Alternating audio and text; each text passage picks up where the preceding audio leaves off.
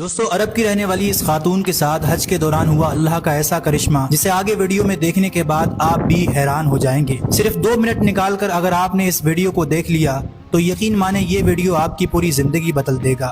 یہ ایک ایسا سچا واقعہ ہے جس نے پوری دنیا کو حیران کر دیا۔ الجزائر یعنی الجیریا کی رہنے والی ایک خاتون جن کا نام فاطمہ تھا، وہ پچھلے 20 سالوں سے حج پر جانے کا انتظار کر رہی تھیں، لیکن ایئرپورٹ پر جانے کے بعد ان کے ساتھ جو ہوتا ہے وہ کسی کرشمے سے کم نہیں تھا۔ الجیریا کی رہنے والی یہ خاتون کی مالی حالت ایسی نہیں تھی کہ جب چاہیں وہ چلی جاتی۔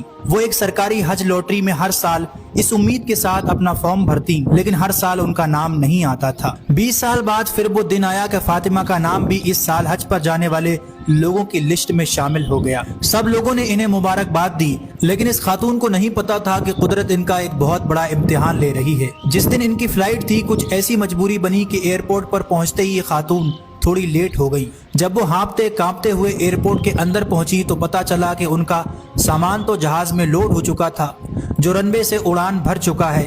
اس خاتون نے جب اپنی آنکھوں کے سامنے اس جہاز کو اڑتے ہوئے دیکھا تو ان کا دل اس طرح سے ٹوٹا کہ وہی ایئرپورٹ کے فرش پر جانماز بچھا کر بیٹھ گئی اور اللہ کی بارگاہ میں ہاتھ اٹھا دیے، تڑپ کر اللہ کو دل سے پکارا، یا اللہ میں حج پر جانا چاہتی ہوں، 20 سال بعد میرے مقدر جاگے ہیں۔ آگے اللہ کا کرشمہ دیکھیے، وہ جہاز جو پہلے ہی آدھے راستے میں جا چکا تھا، اچانک پائلٹ کو ایک عجیب سی انجن میں آواز سنائی دی۔